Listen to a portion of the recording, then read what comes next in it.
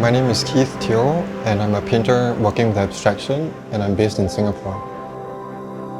The practices happening around Southeast Asia is quite exciting right now because I think there's a bit of a shift with the perception of Asian culture or Asian identity. So I think that also leads to some sort of empowerment and ethnic reclamation that are happening inside Southeast Asia, which I find it really interesting. Hi, I'm Bettina. I'm an Austrian and Singapore-based artist and heritage conservator.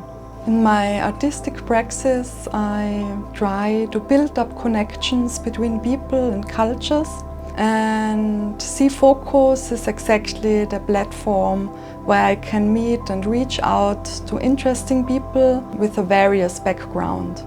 I think as an artist, it means a lot for me to be in a dialogue with the region. And I think S.E.A has been growing a dialogue with the Southeast Asian identity, and I'm very happy to be a part of it.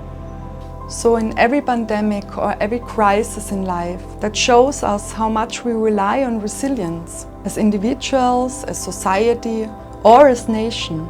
The best way to build up resilience is to know yourself, to know your own culture, to know your own bias, and to know how your own individual code works. To know us better and find this inner layout as a nation, I was starting an art project in 2021. I called it Random Sampling Singapore. 100 computer-generated random locations all over Singapore get sampled and investigated by me and people I take along.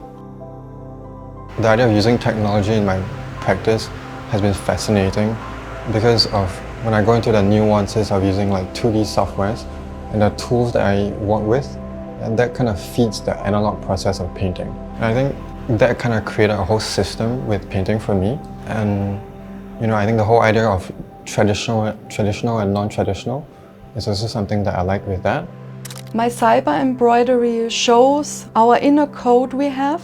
It have prefabricated circuits, it have pathways. The beads are representing the flow of the energy, the flow of electricity, and show how we work as a human.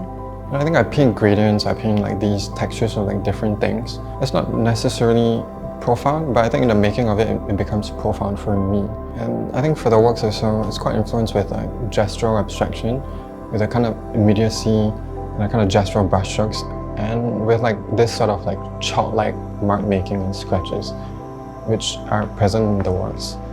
So really for the works that are presented for S.E.A, they came from a bunch of unresolved paintings that I just really couldn't solve. And the turning point for the works came from this piece of painting that was damaged, and it was irreparable. And I didn't want to throw it away, I didn't want to dump the painting. So only partially was damaged. So I had this idea of cutting the damaged part out. So that came out with the idea of cutting paintings. So I tried cutting this damaged painting. And this idea of cutting, it's something very essential, and painting is really about touch. And you get a different finishing, a different kind of edge, a different kind of finesse with it.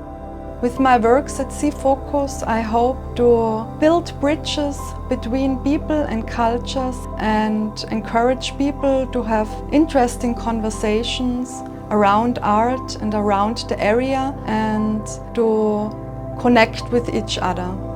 I hoped for my works to be in a bigger dialogue, in a bigger discourse other than just Singapore, regionally. Because I think for me, as when I look at paintings or just artworks, it's also like reading a book, and sometimes after I leave with more of myself. I hope people look at the works and leave having more of themselves.